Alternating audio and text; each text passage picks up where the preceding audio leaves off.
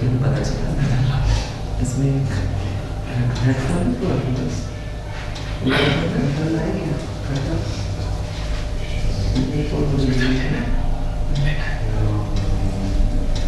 कितने लास्ट में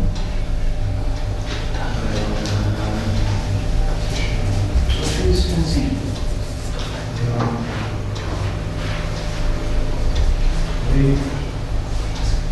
classmates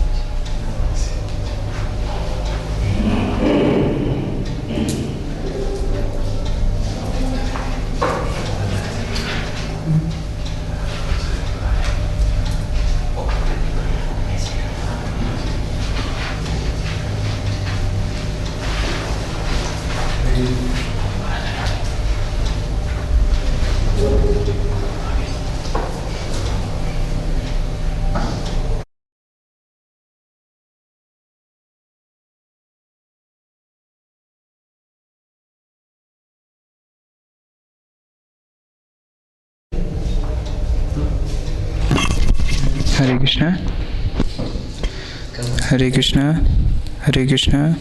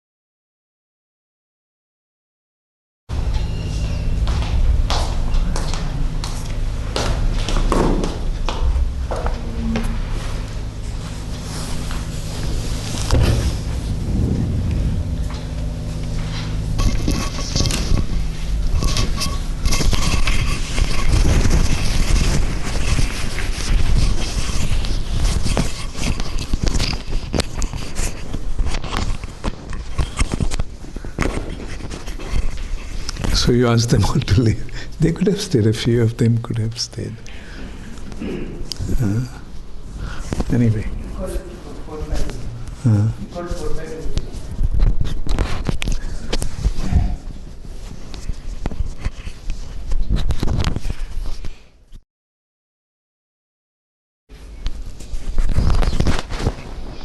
Hare Krishna. The sound level is okay. Hare Krishna, Hare Krishna. Krishna Krishna, Hare Hare. Hare Ram, Hare Ram, Ram Ram, Hare Hare. What's up, Krishna Krishna? Yes. Sound level is okay. It's on? Yes. Okay, Hare Krishna. Hare Bol. Namo Om Vishnu Padaya. Krishna Prishtaya Bhutale Shrimate Bhakti Vedanta Swami Niti Namine. Namaste Saraswati Deve Gauravani Pracharine. Nirvishesha Shunnavadi Paschatta Deshatarine. Shri Krishna Chaitanya Prabhu Nityananda Shri Advaita Gadadhar Shivasadi Gaura Bhakta Vrinda. Hare Krishna, Krishna Krishna, Hare Hare. Hare Ram, Ram Ram, Hare Hare. Hare Krishna. So how is everybody? Last few days I was giving the class. Everyone was coming here. But then the devotees here in Ujjain decided that probably it's better not to have so many devotees clustered together, because we are seeing that how important it is to take precaution,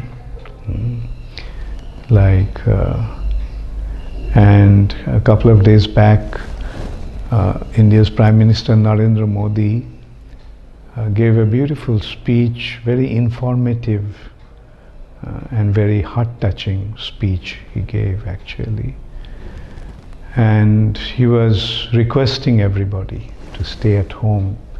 And he made it very clear that that's about the only precaution we can take, because all the most advanced countries like America, Germany, UK, Italy, in spite of their advancement, they're in the grip of this coronavirus. So they could not do anything about preventing it. So the only way we can prevent is just isolation, and so that it doesn't become contagious, it doesn't spread. And as you know, the way it spreads is by contact with the virus. The virus is it comes out in the form of droplets when somebody sneezes or coughs. One who is positive with coronavirus, when he coughs and sneezes, with the droplets it just comes out, and wherever it falls, in the surface that it falls on, it remains there for hours together, and if somebody comes and touches that area, he is susceptible to carry the virus. And he not only carries the virus for himself, he also carries the virus for others. He gets infected by touching his mouth, eyes, and nostrils. And through that touch, the virus enters into his breathing system. And it enters into the lungs, and it affects the lungs. The lungs' function is to take oxygen, spread it through the body, through the blood, and then the impure blood comes back with carbon dioxide into the lungs that the lungs dispels. It takes oxygen, and oxygen in the form of energy, vital energy, is carried throughout the body by blood, and then in course of acting in the body, the oxygen turns into carbon dioxide. Just as when something burns, it needs oxygen. The carbohydrates, carbon-based organic substance, burns in contact with oxygen, and then it becomes carbon dioxide. So the impurity of the body in the form of carbon dioxide comes out through the blood into the lungs, and it throws out. Now when the coronavirus attacks, it actually attacks the lungs, and it cripples, stifles the activity of the lungs. So the lungs cannot take oxygen and give out carbon dioxide. And as a result of that, one suffocates, and that causes the death. And the problem is that so far we haven't been able to come up with any antidote, a kind of a medicine that could fight this virus, coronavirus, COVID-19. Anyway, so, and we can see the way it is spreading. Narendra Modi gave a very nice statistics the other day that for this effect, the affected individual reached the number of 100,000, it took 68 days. It took 68 days to reach 100,000 affected individuals. But then the next 100,000, it took only 11 days. And if it continues in this way, then the next 100,000, to reach next 100,000 affected individuals, it will take only 3 to 4 days. And then we don't know what's going to happen. That's the meaning of the word pandemic. Actually, I was aware of the expression epidemic. But when I heard pandemic, it was a new word for me. And obviously, pan means all over. So epidemic used to affect some particular areas. But pandemic means the whole world is going to be affected. And today, that's what is happening. You can see the whole world practically came to a standstill. And whole world shut down because that's the only way they could deal with the situation. And the germs are there. And if we don't go out, then the possibility of getting infected or bringing the germs back into the home is reduced to a considerable extent. And he used an expression, Lakshman Rekha. In Ramayana, there is an expression that Lakshman gave a line to Sita Devi and told her not to come out of that line. And similarly, he gave a Lakshman Rekha is your door in the house. Don't step out of your door. Don't even take one step. Because if you do that, then you are susceptible, or you may take the germ into the house, affecting not only yourself, but all the other members of the family in the house. So that's why there is this caution. And it's very nice that at this point we saw how the whole world became united. The other day I was reading one message from Bill Gates. He gave quite a few points, and the first point was, he was actually pointing out that what coronavirus has done to the world in a positive way, in a somewhat positive way.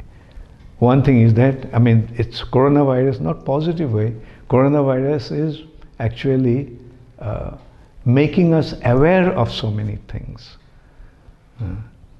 like need of become united. Today the whole world has become united. Because we have a common enemy. The whole world has one enemy that they are prone to be attacked by. Therefore the whole world became united. And so anyway, like these are the effect of this onslaught of coronavirus, and we have to use our intelligence, and the way to use our intelligence means taking precaution. If we can't prevent, at least we take precaution that it doesn't happen. So anyway, I just wanted to share this. This thought came to my mind because last few days I was giving the class with all the devotees here. But today, just only a handful of devotees, 4 or 5 devotees are here, and others are staying in the temple room, and they're watching it just like many of you in the TV screen.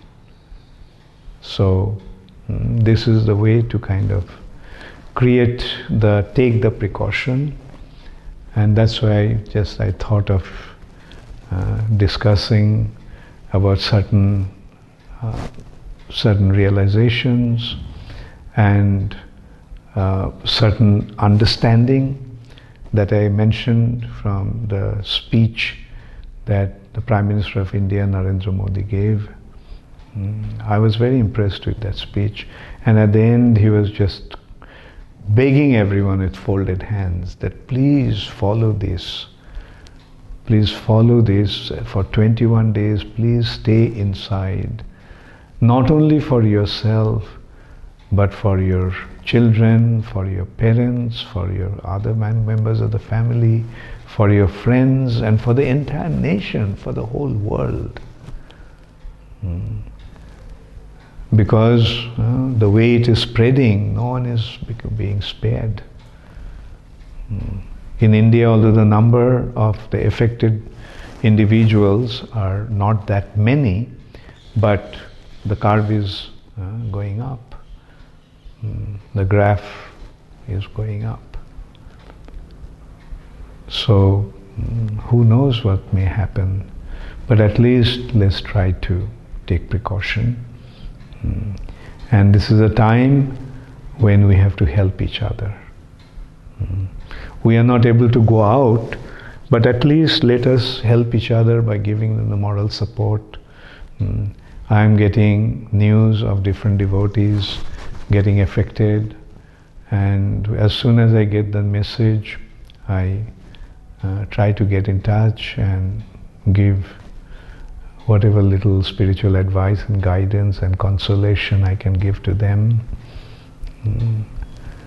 So let us, at least if we are not physically together, but spiritually, let us all become together and pray for everyone's welfare, everyone's well-being, and try to apply this wonderful wisdom Srila Prabhupada gave through his teachings and through his books.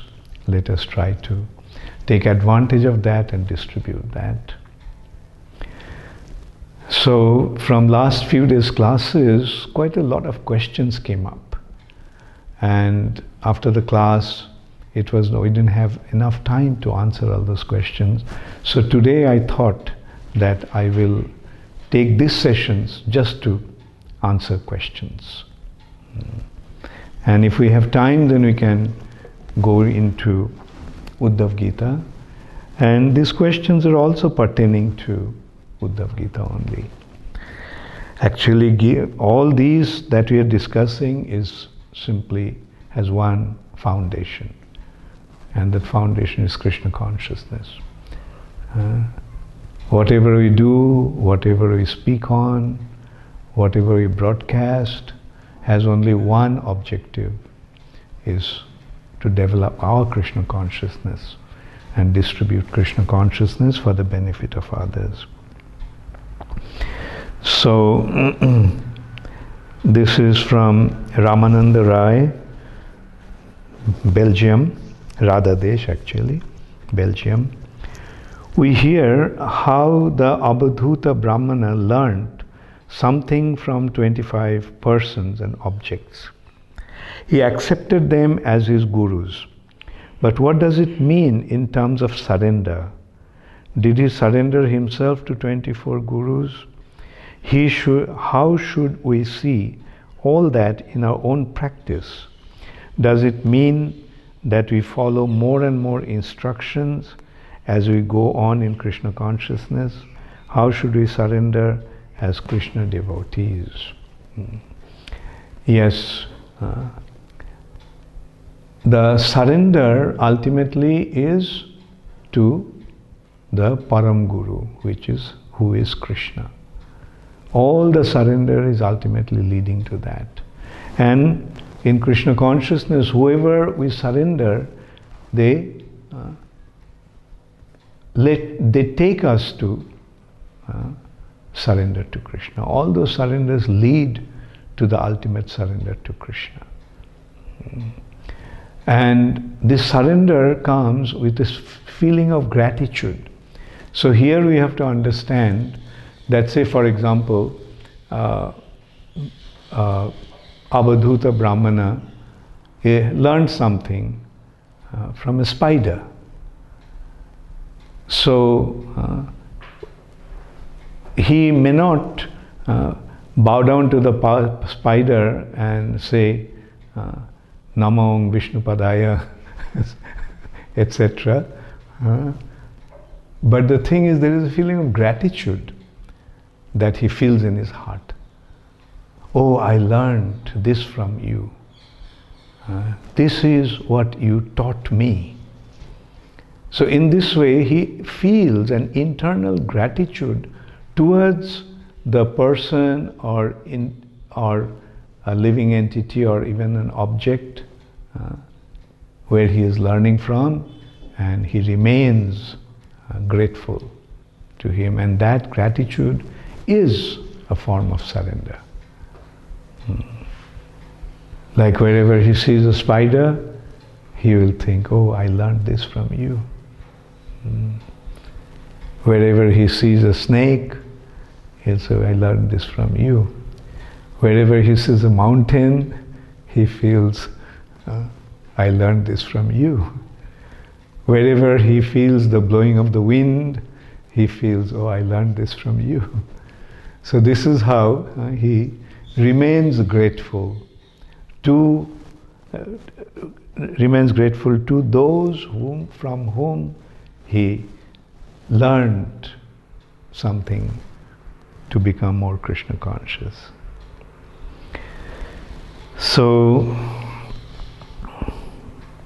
next question is from Mukhya Gopika Dasi, Chinwada, Madhya Pradesh. Hare Krishna, Dandavat Pranam Guru Maharaj. Yesterday you had given an example of a man who is coming to attack with a knife and victim and police officer. You suggested that at the time of such difficulty we should take shelter of someone, police, or we should run from there. Guru Maharaj, my question is that why do I need to run from difficult situation? Can't I leave everything upon Krishna? He will take decisions for me whether he wants me to be saved or not. Can't just take shelter of Krishna and surrender myself unto him just like Prahlad Maharaj did. Prahlad Maharaj didn't oppose to his father nor his father's soldiers.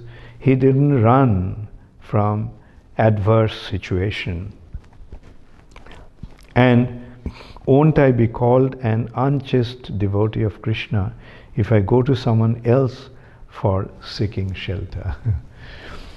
Very good question, Mukha Gopika. But we have to also understand, to reach that stage one has to be very, very advanced. To depend upon Krishna in that way, one has to be very advanced. So when we haven't reached up to that standard, then yes, we have to use our intelligence and we have to take advantage of possible means that we can avoid that situation, that unfavorable situation. Like for example, now the coronavirus is attacking, possibly attacking us. Now, will it be wise to just go and behave as if nothing has happened? And then not only we are endangering ourselves, we are also endangering many others who may get affected.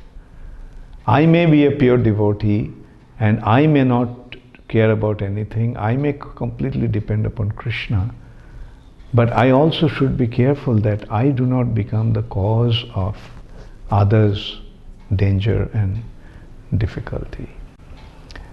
And another example in that respect can be, like fine, we should depend upon Krishna completely. But when we become sick, most of the time what do we do? Most of us, what do we do? Yes, we go to a doctor.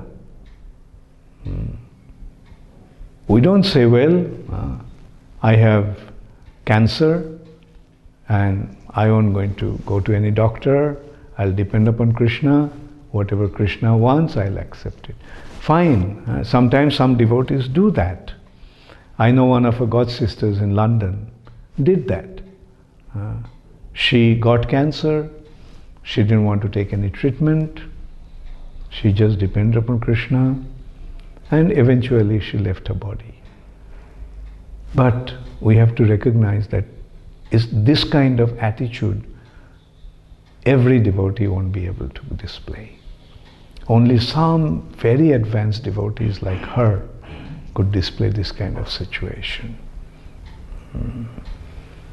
Sometimes also I know one case, like someone didn't want to take any treatment. He had some problem and that actually a kind of a sore went through his flesh and even went to his bone, and he didn't want to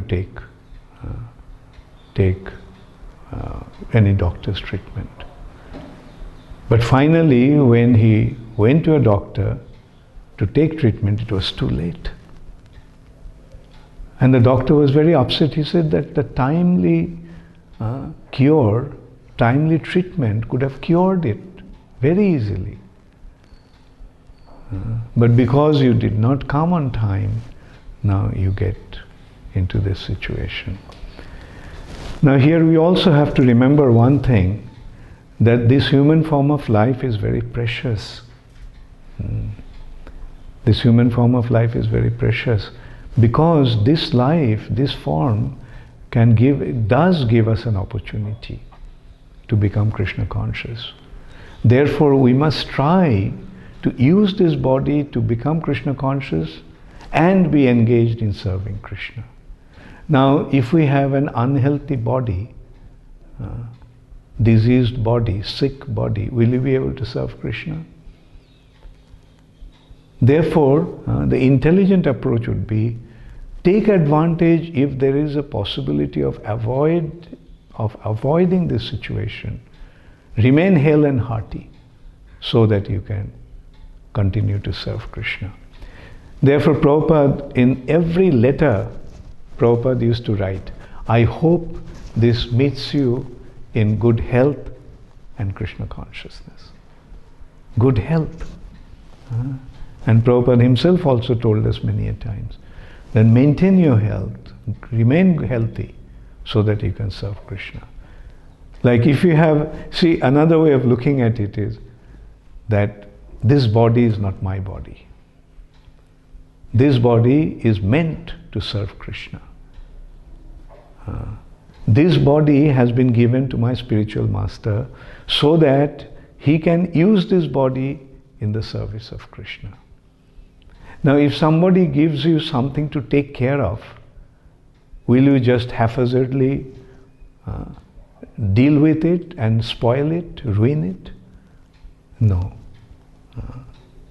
So, this body has been given by Krishna, this body has been offered to the spiritual master, so this body must be engaged in the service of my spiritual master. Therefore, take care of this body. Okay, Mikha Gopika, although it was a very nice question, but at the same time, we have to deal with the question in a proper way.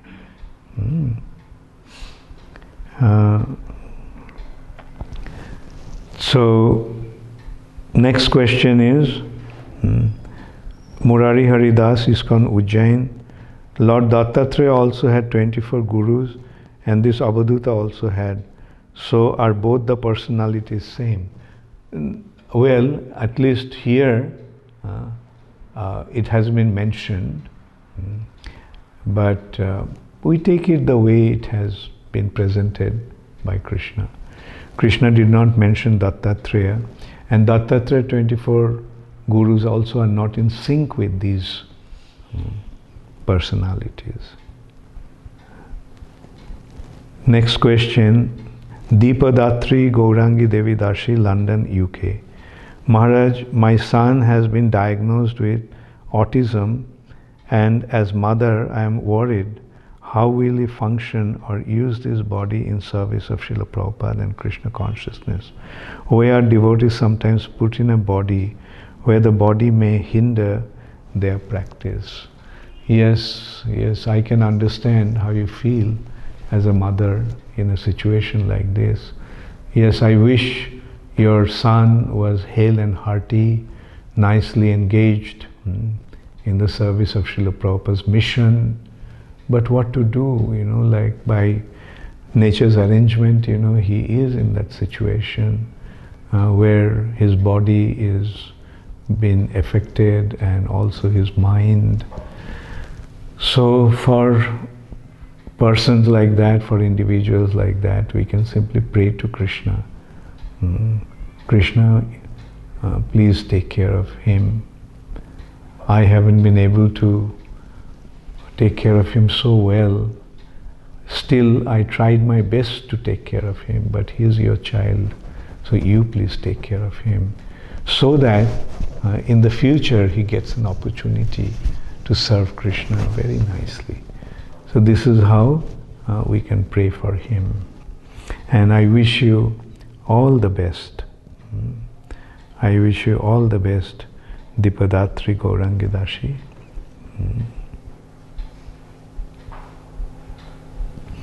So next question is Karunika Gopika Dasi from Chicago. Uddhava Gita is always I want to listen. Thank you for choosing this topic. All arrangements are good. All thanks to the brahmacharis who work hard to make this happen. Thank you to all my God brothers. Question: to serve a particular temple, to attach to deity where you are living is close to you and you don't want to go anywhere else. But by circumstances, you have to move to some other place and you get all services of that other temple. But still, in your core of heart, you want to go back to the one which you love the most. So, to having that desire is wrong.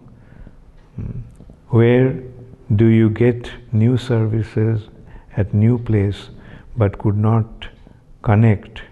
Is it any aparadh? How to overcome and come out of this situation? Yes. So, Karunika Gopika, yes, I can understand your feeling. It's natural. The temple where you generally join, you develop your relationship with the deities.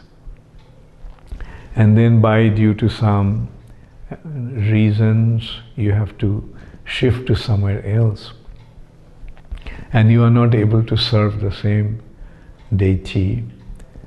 Then I can understand the natural feeling that feeling of separation that you develop. But you see, this feeling, we have to understand, is not properly situated with Krishna conscious understanding. The deities at different places are non-different from Krishna. All the deities are Krishna. Therefore, when we see the deities, here we have to actually understand that you cannot see Krishna with your eyes, these eyes. Krishna manifested himself in the form of deity so that we can see him with these eyes and relate to him and serve him. But the real purpose actually is to recognize wherever we see the deities, they are non-different from Krishna. They all are Krishna, same Krishna. Same Krishna. So you have to overcome this sentimental attachment with proper knowledge. And it is not only with deities, I can also remind you, it's not only the deities, you develop your relationship with the devotees there. Wherever you are serving, you develop your relationship with the devotees, those who are there. So that is also painful when you become separated from them. But that attachment to the devotees is good. But make sure that it's not a sentimental attachment. It's based on Krishna consciousness. Why do we love the devotees? Why do we develop friendship with the devotees? The purpose of the thing, the reason for this attachment to the devotees is because we are serving the same personality. We are the servants of the same master. We are serving together. Therefore, wherever we go, we will try to find those association of the devotees. Right? And on top of everything, I'll also like to remind you, and not only you, to everyone. You see, now we can see the foresight that Sri Chaitanya Mahaprabhu had, that Krishna has. What is the foresight? In the age of Kali, the way to serve Krishna, way to make spiritual advancement is by chanting the holy name. Deity worship is not the process for this age. Because now you can see devotees cannot go to the temples to serve or even have the darshan of the deities. Like throughout the world, devotees are locked out. They can't step out of their house, or at least they shouldn't step out of their house. The temples are closed. The other day I was talking to Gopal Krishna Maharaj, and he was telling me that he never thought that such a situation will arrive in our lifetime. Temples are closed. People cannot come to the temple anymore. And not only ISKCON temples, all churches, all mosques, they can't go. Jagannath temple is closed down.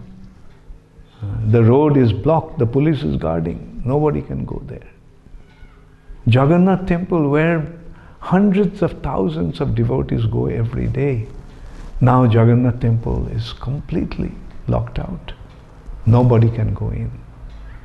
Only the pujaris are conducting. Same thing with all our ISKCON temples. Nobody can come in. Mayapur also used to have hundreds of thousands of devotees come. But now, the temple is closed to the outsiders. They cannot come.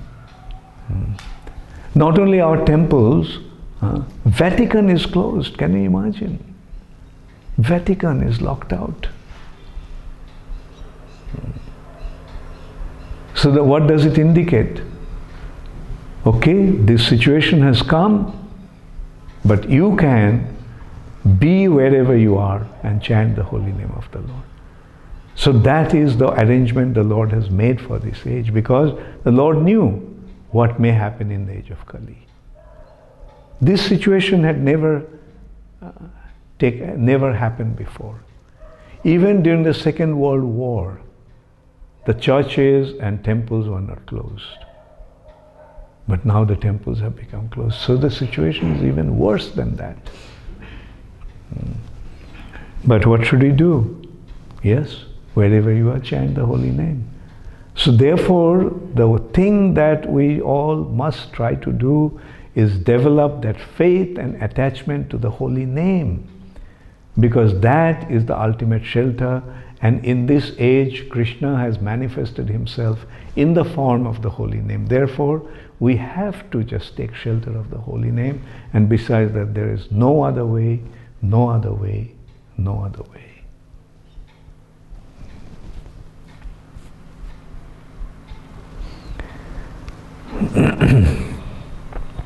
So next question is from Ratnangi Radha Dashi from Mulund, Mumbai. All the relations with the family members at the end give frustration, but relationship with Krishna gives happiness. Still, we have to spend most of the time as our duty to the family members, and we get very less time for Krishna. How to help it? Yeah. Well, Ratnangi Radha, had you not been in a female body, I would have told, leave your family and move into the temple. We need brahmacharis. We need full-time devotees. But what to do? Like by Krishna's arrangement, you are in a female body, you are in a household situation. So just stick to your dharma, stick to your responsibilities, stick to your duties. Yes, although you have your love for Krishna, you want to spend all the time with Krishna, but you have to, good part of your time is going in taking care of your family members. Do it. And in that way, Prabhupada is giving the example that when a person has a lover, then although he or she may not be able to be with her all the time, but his thoughts and his feelings are most intensely related to her. So wherever love is, your heart is. So develop your love for Krishna in such a way that although you are not able to spend so much time with him, but all the time you'll be thinking of him. Although physically you are separated, physically you are duty bound in a certain way, but your heart should be always with Krishna. So this is the way to deal with this situation. So the next question is from Dhira Gaura from Ujjain. Guru Maharaj, you mentioned that criteria to expand consciousness is intelligence. My humble inquiry is there any difference between intelligence and wisdom? Because we see that sometimes even intellectual persons are not able to understand the philosophy of Krishna consciousness. Dhira Gaura, the first point is that criteria to expand consciousness is intelligence. But consciousness is different from intelligence. Intelligence is the tool with which we can decide what is to be done and what's not to be done. Now, it will depend upon where the person's consciousness is, where he is situated. If he is materially conscious, then his intelligence will be thinking is how to enjoy the material nature. So you see, intelligence is the means or tool by which one can serve his purpose. Example, a knife is a tool, and a knife in the hand of a criminal will kill a person.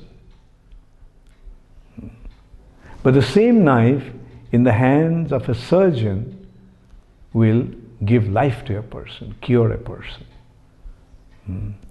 So the tool's application is what really matters. Now, yes, what you are saying, that some people may be very intelligent, but what they're doing with their intelligence, when they're materially motivated, they're using their intelligence to find out how they're going to enjoy their senses or how they're going to exploit this material nature for their sense gratification. Now, when the same intelligence is applied to Krishna consciousness, then that intelligence functions in a different way. First of all, that intelligence finds a guru. An intelligent person who is spiritually motivated, he looks for a bona fide spiritual master. And then he receives the knowledge from the spiritual master, and he understands Krishna. And then his consciousness begins to blossom. His consciousness begins to expand. As I gave the example of a lotus bud under the shelter of water and exposed to Krishna, the bud begins to bloom. So the consciousness begins to bloom.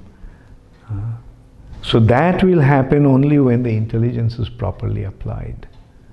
But when the intelligence is materially applied, then it will be just trying to find ways and means to exploit or enjoy this material nature. More intelligent he is, more expert he becomes to exploit this material nature for his sense gratification.